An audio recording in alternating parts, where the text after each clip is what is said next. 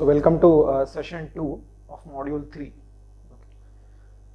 So in module 3 we have taken up system models. We understood what is a system model in our previous session. System model is a graphical illustration of our plans. So as per the previous discussions, we understood once we collect the requirements from the client, so we come out with a plan.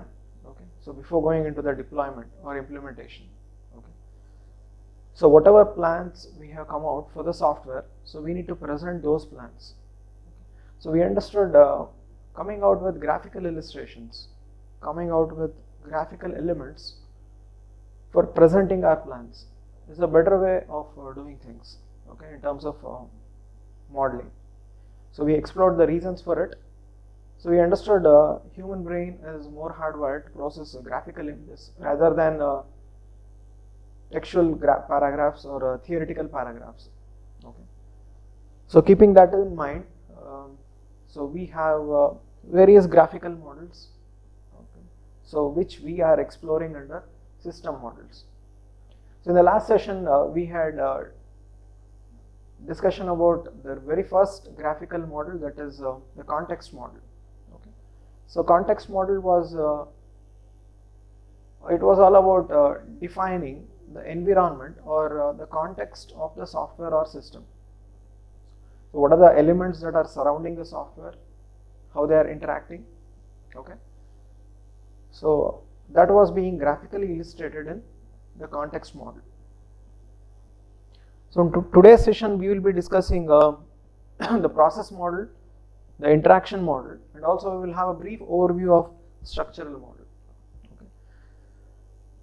So process model, interaction models are also different types of system models.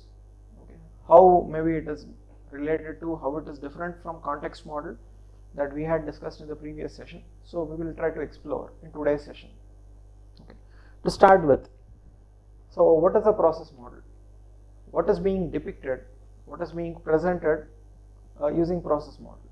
So that is the very first question. And the answer to this question is, process model depicts or presents the different activities that needs to be done, okay, as part of some requirement, okay, as part of some functionality. So what are the different tasks or activities we will be doing? And please note, these activities should follow in sequence, meaning to say that first we start with maybe activity 1, then activity 2, activity 3. So we take the flow in this sequence. Okay. So in what sequence we are conducting the activity will be modeled, will be illustrated graphically, so in process model. So process model is dynamic, it is not static. So in a nutshell, it is sequence of activities. So sequence of activities being presented. Okay. Now, as already mentioned, these models that we are discussing, the context model, or maybe the process model that we have taken up at this point, or even the interaction model. So all these models use standard notations. So we cannot just create our own notations and start writing the graphical illustrations as part of these models. Okay. The very fundamental thing here is, first we need to understand what are the notations provided and supported in respective models.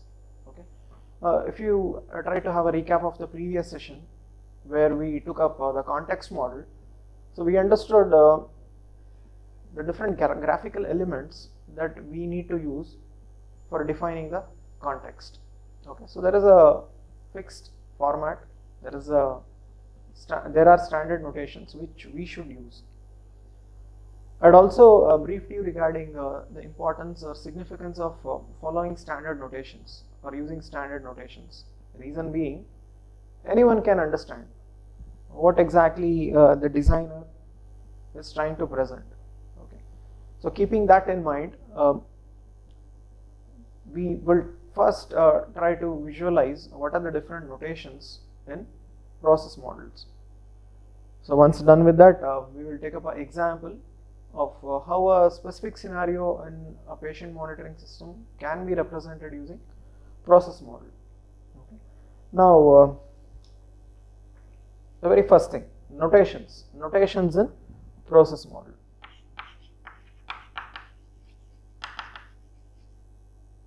So what are the different notations? As I already mentioned, many notations are there. Some important ones I will be listing here, which will be part of the example that we will be taking into consideration in the next instance. Okay. So the first notation being the diamond, which you have seen in flowcharts. Okay, and the purpose is also same. So it acts as a decision node. So it's a decision node which can be used to take the control in a specific direction. Okay, maybe towards the left side, towards the right side, towards the bottom. Okay, depending on the condition, we can take appropriate direction. Okay, so we are taking a decision here whether we should go towards the left side, right side, or bottom. So that is the reason it is being called as a decision node. Okay. So the second one being the fork node. The fork node. What is a fork node? So as the name itself is indicating, forking means what? Creating multiple instances. Okay, creating multiple flows from a single flow. So we take one single flow and we create multiple flows. So that is what is forking. We have even seen this in Unix. Okay. So now what is forking? Okay. So as already mentioned, we take one data stream, one input stream, and we create multiple streams for it. Okay. So this is being illustrated through this notation, one single arrow mark, indicator of one single input or one single stream. Okay, so we have a vertical bar, okay, from which multiple streams are emanating, it is coming out. Okay, so this is the fork node. So one more popular notation used in process model, and the third one is join node. Okay, so the join node. What is a join node? Okay, so join node will be the opposite of fork node. So meaning to say that many inputs, many streams of data being aggregated into one single stream. Okay, so this is join node. So these are the three popular notations used in the process models. And please try to remember, we had used the same set of notations in activity diagram. So which we had modeled and presented in the very starting model, the first model. Okay. Now we understood what is a process model. We also saw a few important notations which are part of process models, which have been borrowed from the activity diagram. Now we will take up a scenario and we will try to present that scenario, we will try to model that scenario using process model. So I'll derive the same scenario that was part of the topic in the textbook. Okay, so the scenario here is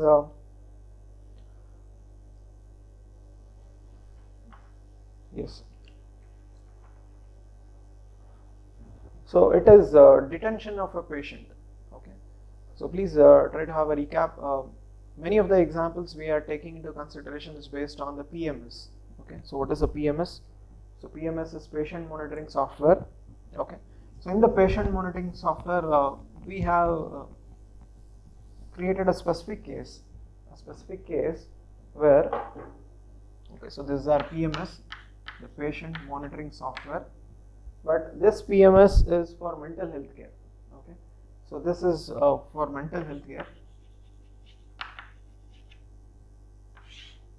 So you can consider it as a variant. So this software is managing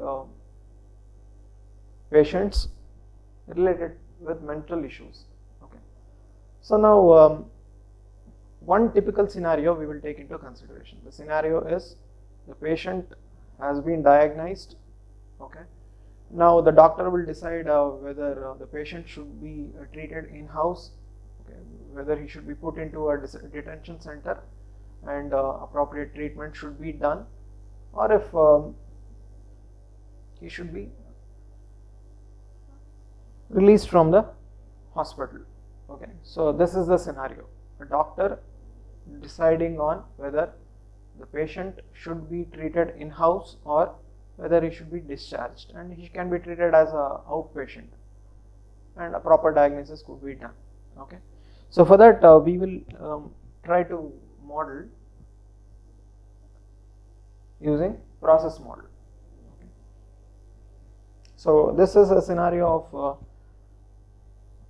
detention of a patient.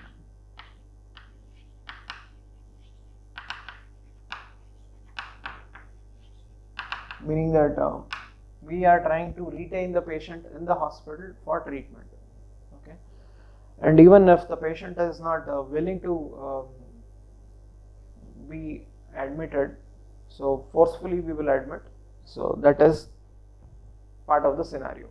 Okay, so we will come out with the process model for the same. Okay. Now we know the very definition of a process. There will be a starting point, there will be some set of activities, and there will be an end point. Okay. So we need some notation to indicate this is the starting point. Okay. So we need some mechanism. So what is that mechanism? So the mechanism is a dot, a black dot with a arrow mark.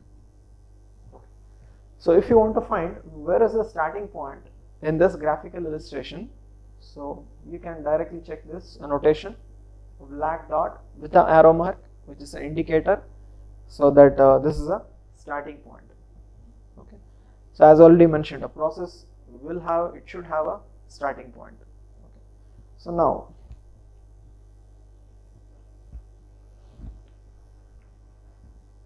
now the doctor has confirmed. We will assume the doctor has confirmed the detention of the patient. So the patient needs to be admitted to the hospital for further treatment. This is the decision of the doctor. Now what are the activities that needs to be followed as part of this decision? Okay, so what is the next step we need to take? Okay, how we need to proceed? Is there a protocol regarding that? So the answer is yes, definitely we have a protocol, and that protocol itself is being discussed as a scenario here. So what is the next thing that needs to be done? Okay, so that is what is being modeled and depicted here, and the same will be the same set of functionalities will be designed, will be coded in the software which is managing this scenario. That is the mental health care patient monitoring software. Okay. So now it's a rounded rectangle. Now please note, something is being processed. Okay, so it's a rounded rectangle. So the doctor has confirmed the detention of the patient. Okay. So now, once the confirmation has been given, what is the next step? What is the next in sequence? Okay. So the next step is you can see a fork node has been introduced. Because of this decision, so we will be executing two actions. Okay, so two activities. So what are the two actions or activities that will be executed because of this decision? So the very first one being informing the patient. Okay. So we will inform the patient that so we cannot let him go out because of his deteriorated medical condition or whatever medical issues he is having.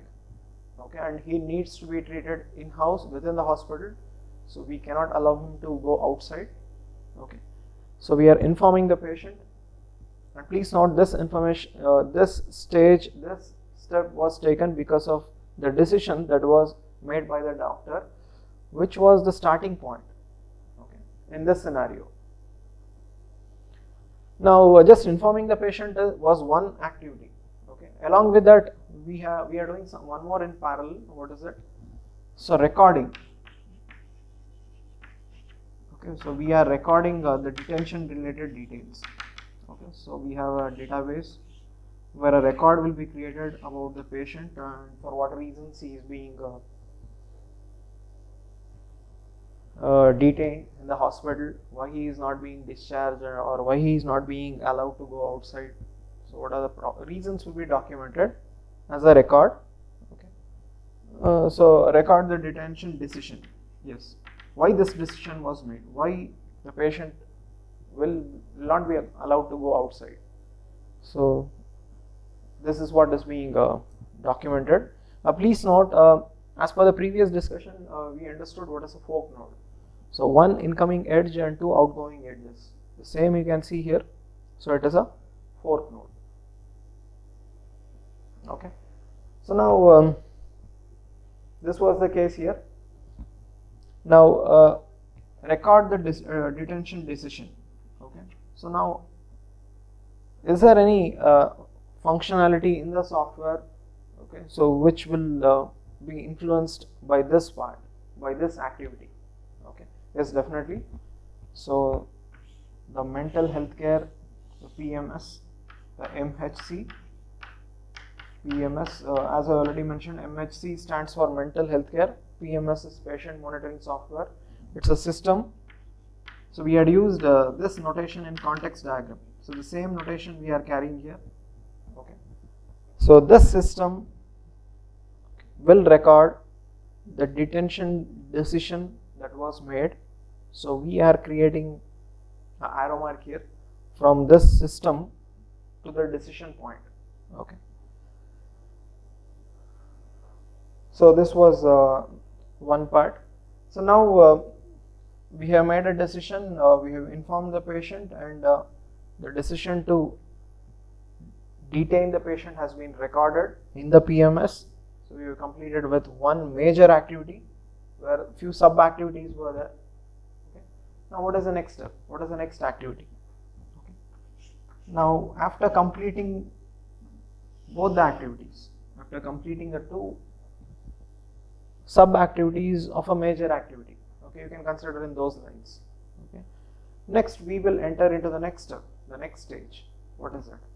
Okay, so now we need to make a decision. Now we have arrived at a junction where we need to make a decision.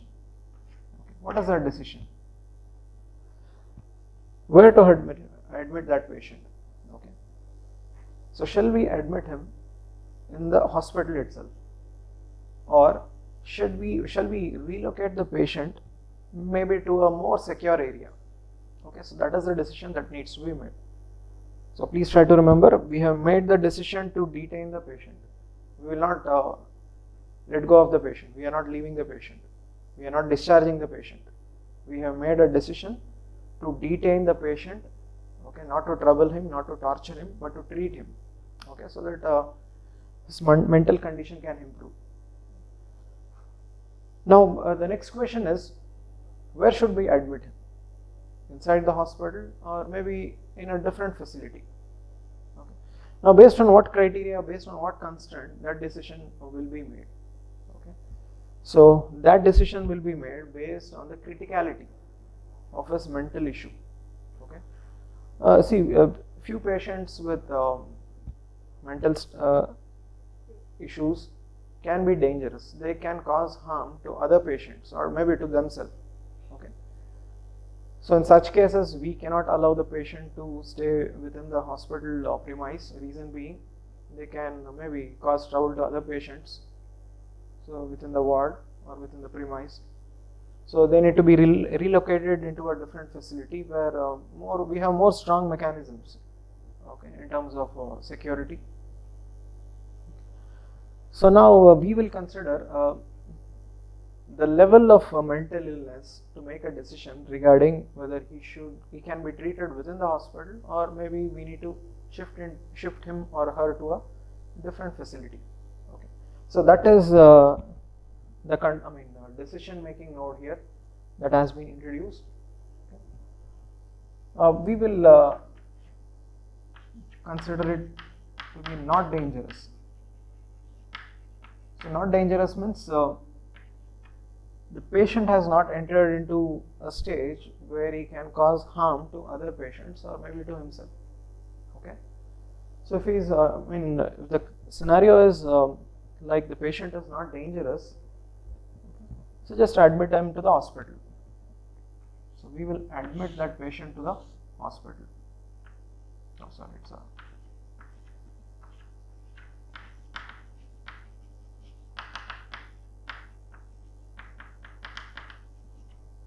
so after deciding that the patient is not dangerous, we are admitting that patient to the hospital. Okay, fine. Now what if we have come to a conclusion that yes, he may cause harm to the fellow patients, or maybe to the medical staff, or maybe to himself, meaning to say that he is dangerous. Okay, in that case, what we may need to do? Okay, so in that case, we will transfer the patient to a secure location, secure facility.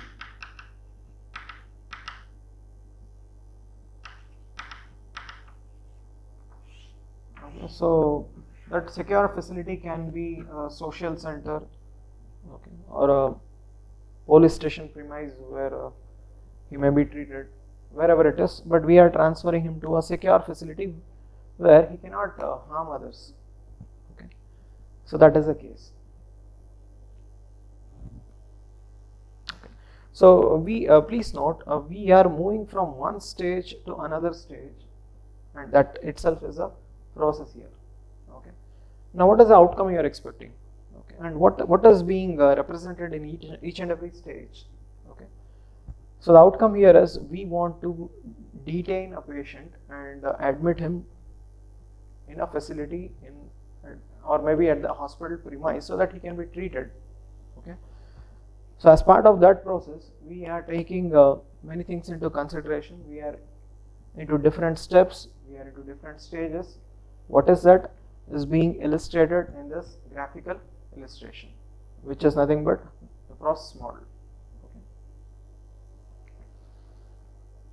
So now whatever decision we have made, admitting him to the hospital or transferring the patient to a secure facility, so we will update the admission system.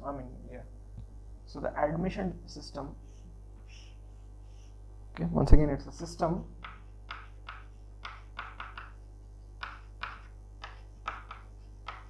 If we have decided that the patient is not dangerous, he can be admitted in the hospital.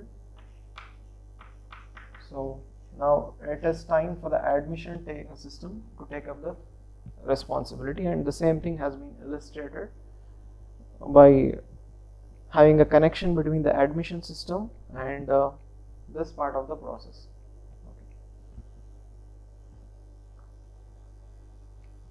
Now the patient has been admitted either within the hospital or in a secure facility, wherever it is. Okay. So now what is the next step? Is it the end? No. Okay. So we have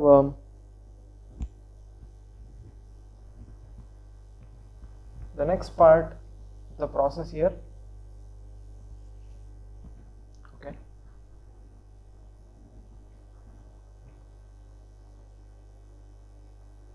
So next part of the process is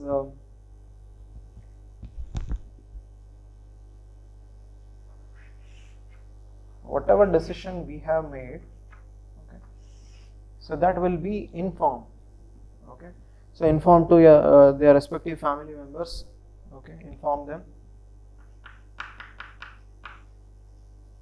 and also update the database. Update the database about the decision that has been made. Okay. So this will be once again I'll write the rounded rectangle here. Okay. So this will be updated in the mental health care EMS, which is a system or a software. So this was the last step, last stage as part of the process which was followed regarding the detention scenario of a patient. Okay. So to summarize, so we understood the process model. What is a process model? Process model has a starting point, a set of activities or set of stages, where we can have many sub-stages or sub-activities, okay, and also an end point, okay.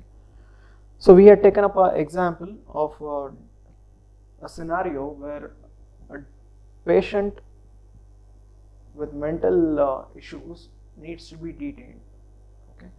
So now the doctor has made the decision that yes, we will detain that patient, okay. Appropriate activities or appropriate tasks were done as part of the process, okay. So the same was illustrated, so it was depicted graphically and it has been illustrated, okay. So by just going through this graphical illustration, we can get a picture of what is the flow in the software. What is the flow in the software if a decision has been made to detain a patient? Okay, so what are the different functionalities that will be available? How one function will relate to another function? Okay, which function will invoke another function? Which other function? See, all these details could be obtained by just having a glance of this graphical model, and that is the power of system model, as I had already mentioned in my very first session of module 3. So you can get an abstract picture of the design plans of the software, okay. So this was just a scenario that was taken into consideration. So we understood what is a process model, and we discussed the notations and representation in process model by considering a scenario, okay.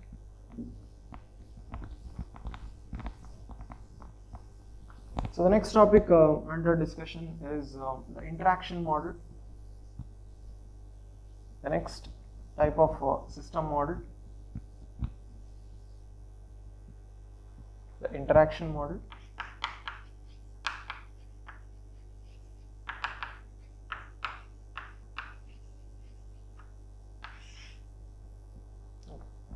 So we will try to understand what is the interaction model and what exactly can be modeled using this mechanism, okay. So name itself is giving some indicator here, interaction. The focus in this graphical modeling technique is trying to present the interaction details, okay. What interaction details we will be presenting here, okay. So please understand, the software is not a static entity, okay. So a software typically has many components. Maybe within the software, a software has entities outside the software which we call as an environment. A software will have stakeholders who will be using the software. So meaning to say that software typically interacts, okay. So interacts with many entities which may be users of the software, okay. So other softwares outside the environment, or maybe components within the software. So they will be communicating, they will be interacting, okay. So modeling it, presenting it, illustrating it graphically is what we will experience in interaction model, okay. So more emphasis, more focus here is towards presenting the interaction, communication details, okay. So with this information, with this knowledge, we will start with interaction model, okay. So we understood interaction model is all about interaction between the different components in the system, or also between the stakeholder and the system, okay. So interaction model can even present the input that was given to the system and the output, okay, output that was part of the system, okay. So now there are many benefits of interaction model. The benefits being, one of the major benefits being clarity in user requirement. See, once you present the design details using interaction model, okay, so we can pinpoint few requirements, or if any requirements have been represented in a wrong way, or if any requirements are missing, okay, so that can be accurately identified if you present your plans using interaction model. So the missing link or a link that needs to be there but it is not part of the design. Okay, so those things can be easily found, and suitable corrections can be done. There is a provision here because still we are in the design phase. Please understand, system modeling is part of design. We are not entered into the coding part, we are not entered into the testing part. Okay, where making changes will be difficult, will be challenging because of the various reasons which we have already discussed. Okay, so there is scope for improvement, there is scope for change. Okay, and in this junction. So with this information, we will try to understand what are the different approaches of interaction models. What are the approaches we are having? Okay, is it that interaction model is just having one single specific approach, or do we have different approaches to it? So the answer is, so there are two major approaches to interaction model. The very first one, so it has been represented here, you can see. So the use case model, we completed with process model, we are into interaction model. So in interaction, we understood what is an interaction model and what is being modeled in this graphical illustration. We are exploring the different approaches that can be used in interaction model. The very first one being the use case model. The second one is sequence model. Okay. So we'll try to understand what is use case modeling and maybe how it is different from sequence modeling. Okay. First one, the use case model.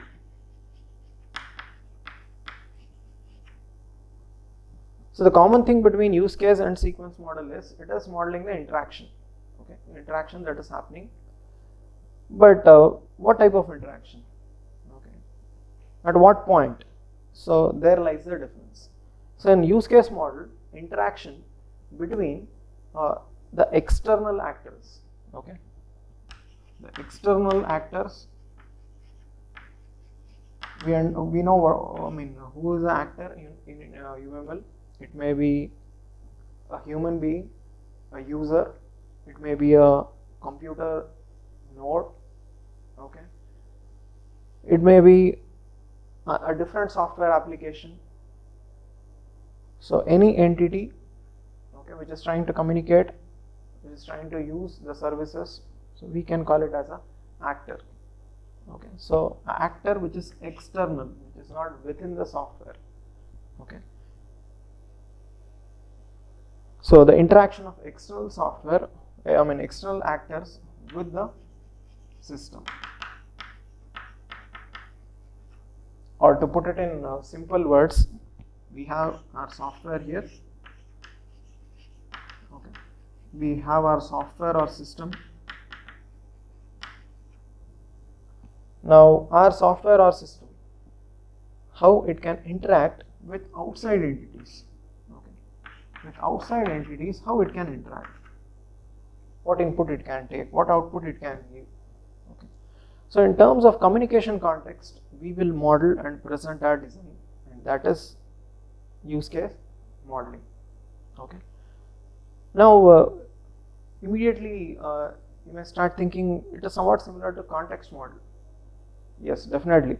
In context model also we had depicted, we had presented the system or software in relation to external entities, but there is a difference. The difference is we are presenting interaction, the interaction details of our software with other external entities, and there lies the difference. This was not done in context model. We did not present how a specific entity is interacting with this software, what type of communication is happening. So those details were not presented here. Okay, so this will be done in use case modeling, which is a specific approach in interaction model. Now we shall start with a simple scenario. Okay, a simple scenario of a receptionist trying to transfer the data to the patient monitoring software. Okay, so we will present the design plan, the design details. Okay, so using use case modeling. So we have two actors here. Please once again try to have a recap of the scenario. The scenario is very simple. Receptionist transferring the data to the patient monitoring software. Okay. So we know the exact scenario here. A patient will be registered with the receptionist. He will provide his name, email ID, mobile number, previous medical history. So all those stuff will be provided by the patient to the receptionist. The receptionist will collect those details, and he or she will store the details into the patient monitoring system, meaning to say that in the database. Okay. Now this scenario should be represented using a use case model. So in this scenario we have two basic entities, two primary entities, which we will label as actors. The very first one being the receptionist, and we know the notation in use case.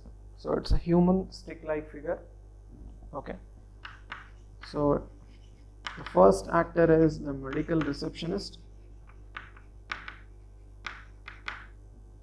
So the second actor is the software itself, and even for the software we are using a stick-like figure. Okay. So that it is a PMS, the patient monitoring system or software. Okay. So we have a very strong message here.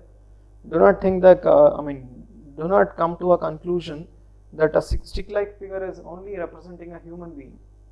See, this stick-like figure can be a human being. Already we have seen that. Even a computer node, even a software, okay, maybe a device. So it can be anything. Someone who is interacting with maybe other software, or someone who is doing an action, okay, but who is external to the system. Okay. So that is what is being modeled in use case. Okay. Now receptionist to PMS. In this scenario, what is happening? So the receptionist is transferring the data, that's it. So receptionist has collected the data or details of the patient, and he or she is transferring it. So indicated by an arrow mark. So the direction is also important here. So receptionist is transferring the data to the patient monitoring software. So this is a graphical illustration which will give us a very clear message that receptionist is responsible for collecting the details of the patient and transferring or recording it in the patient monitoring software, which in turn will be stored in the database.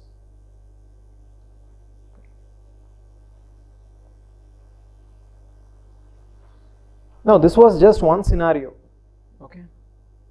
Is it that use case modeling is being utilized scenario wise, or can we use a use case model for a complete software? So both of which, both the possibilities are supported, meaning to say that you can represent one simple scenario like this using use case, or a complete software as a whole using a use case model. Okay. If the number of interactions are very less, you can represent the complete software with a single use case model. Okay. So if the number of interactions are more, the number of external entities are more, we go with scenario wise. Okay. As you are seeing in this case, we have not presented the complete patient monitoring system or software as a use case model. Only one scenario. Reason being, patient monitoring software is a complex software, okay, with many scenarios. Okay. So if I try to put in, fit in everything into one single model, okay, so maybe we may lose much of the design details. The abstraction will be taken to a level which will make it difficult to understand the design details. Okay. So the choice depends on the number of interactions, maybe the complexity. So this was one way of use case modeling. Okay. So with graphical illustration. So we have an alternate way of doing this using what is called as a tabular description, where more emphasis is for textual description or explanation of our design plans. Okay. So this was one way of doing it, as I already mentioned. Use case modeling, we call it as a use case diagram. This modeling is use case diagram. So we presented the details of a receptionist entering the data into a patient monitoring software. Okay. So this was use case diagram. The first modeling technique and using use case. So it was a diagram, it was a graphical illustration. The second way of use case modeling is the tabular description. It is tabular. Okay. Now, what is the primary difference between the first and the second one? Okay. So tabular description is more focused towards giving explanation about our design plans. Okay. Rather than using graphical images. Okay. So we will emphasize on explaining our design. Okay, with more specific sections. And if that is a need, and that is the need of the hour, so you need to use the tabular description. If you want to give more detailing about the design, okay, so we will go with the next option, that is tabular. Okay, so we will consider the tabular description for the same scenario. Okay, so this is tabular description for transferring data to a PMS.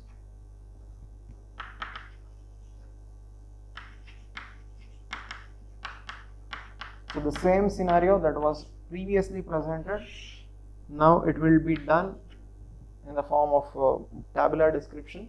So what is tabular description? It will typically be in the form of a table with description in each and every section, what exactly it is. Okay. Now, yes, the name of the software, the mental healthcare PMS. So will be written above the table. Okay. What scenario we are modeling will be written here after a colon. The scenario we are modeling here is transferring data by the receptionist to the PMS. Okay. In the next section of the table, we will specify the actors who are involved. Please note, this is more of a theoretical description, textual description, rather than using graphical elements, like how we had done in the previous discussion, previous instance. Okay. Who are the actors involved? Okay. So the actors are medical receptionist and the PMS, the patient monitoring software. Okay. So they are the actors. We will give a brief description of what exactly is happening. Okay. A description may be typically, it may be something like this. So a new patient who needs to consult a doctor, he cannot directly go and visit the doctor. First, he or she should register with the receptionist. The receptionist will collect the details of the patient. Okay, so she will create a record and transfer the record to the patient monitoring software. So a description of something similar to this, so will be written in this part of the table. So under description. Okay. What type of data is being transferred? What type of data is being stored? So already had made it clear. The data can include the name of the patient, email ID, mobile number, address of the patient. If the patient is has visited the hospital for the very first time, and also the previous medical history of the patient. Okay, and if the patient is visiting the hospital maybe for the second time or third time. Okay, so it is only the diagnosis information that was done, okay, during his visit. Okay, so that is the data we will be dealing with in this scenario. Okay, so next the stimulus, when the scenario will be invoked. Okay, so as already mentioned, when the receptionist try to enter the data of the patient, so that is a stimulus. When it will be invoked, when this scenario or when this functionality will be invoked, so that you will mention here, which we call as a stimulus. Response, what will be the response or outcome of this scenario? So the response or outcome is the record of the patient will be stored in the database of the PMS. Okay, so all the details were collected, so it will be dumped in the database of the patient monitoring software. That is the response. Okay, and also the receptionist will receive a confirmation that yes, the medical record or the data of the patient has been successfully updated.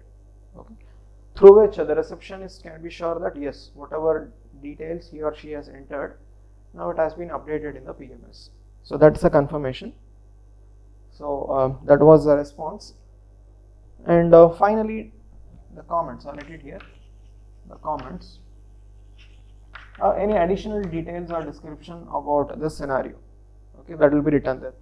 Okay. So as part of the design plan, it was decided that it is only the receptionist who should enter the data to the database. Okay, no other staff, or maybe the patient himself, he cannot access the database of the PMS and he can enter the detail. It's only the receptionist. So this is the level, security related aspect that has been decided upon, and that will be written in the comment section. So only the receptionist should be able to enter the details. Now this is our design plan. Anyone who goes through this design plan can understand how the scenario has been planned, what are the different functionalities that will be associated. So this information can be utilized by the teams who are with the coding, who are doing the coding. Okay, this information can be utilized by maintenance engineers to understand the design procedure. Okay, so to summarize, we took up the use case model, okay, which is an approach in interaction model, basically emphasizing on the different entities and the types of interaction that is happening.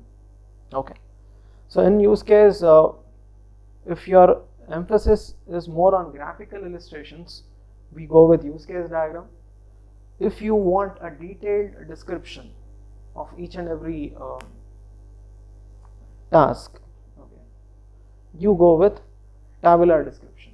Okay, so this was the very first approach in interaction model, that is the use case modeling. Okay, so with this we conclude the use case modeling. The next one is the sequence modeling. Okay, the second approach.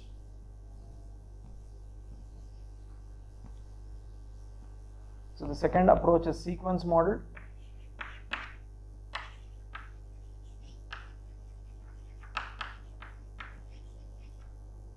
Now sequence model, what is being modeled using a sequence model? So the answer is interactions, because it's a type of interaction model. Use case model was also modeling the interaction. Then how sequence model is different? So please try to remember, emphasis in use case model was on the external entities. Okay, like the receptionist, who was an external entity, how he or she can interact with the PMS. Okay, what are the stages during those interactions? Okay, how it is happening, how the communication is happening, the plans about it was being presented. So that was use case.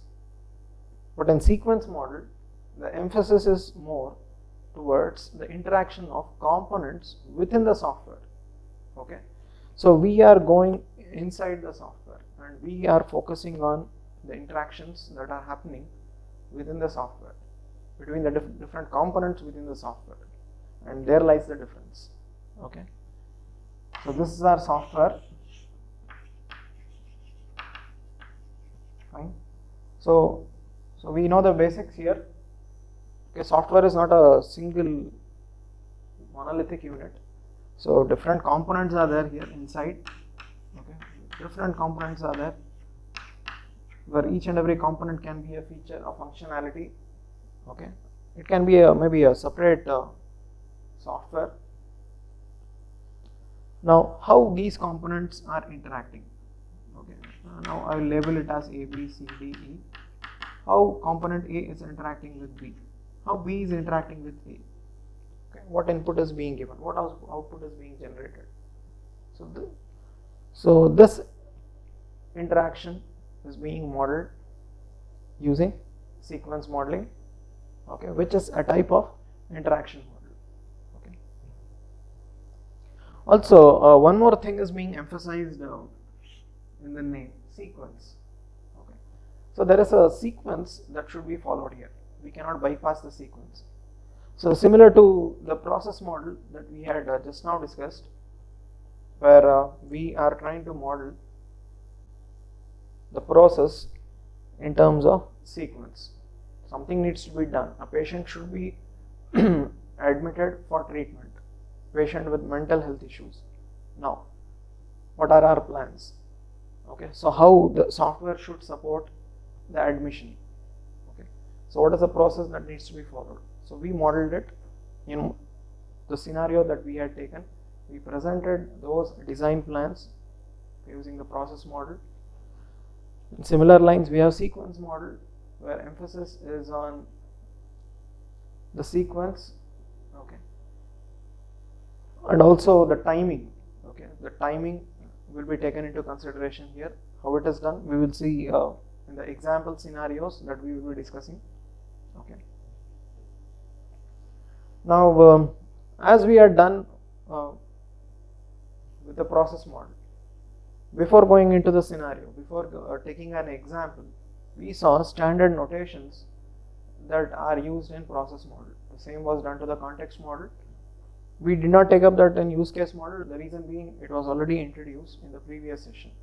Okay. So now for a sequence model, what are the different standard notations that are available, that should be used to model the interaction between the components, okay, in a time series fashion and sequence modeling? So we will have a discussion of it, we will have a glimpse of it before going into the scenario, which can be an example for sequence modeling.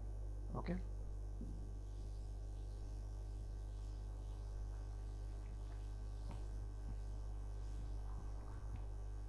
So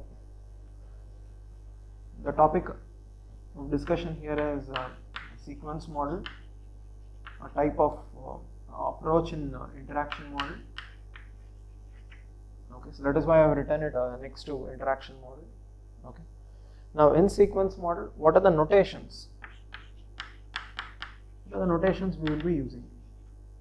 So that is the topic of discussion. Okay.